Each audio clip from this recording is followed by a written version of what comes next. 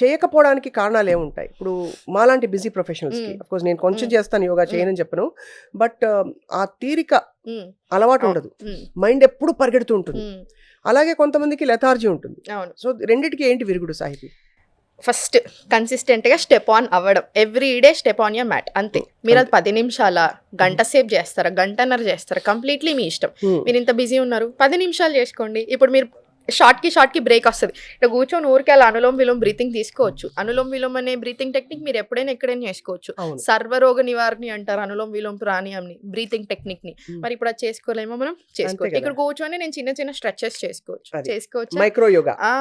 ఇప్పుడు అదే 10 నిమిషాలు మీరు ఇంట్లో ఒక శ్రద్ధ పెట్టి జస్ట్ 10 నిమిషాలు లేదా 15 నిమిషాలు చేయండి ప్రాక్టీస్.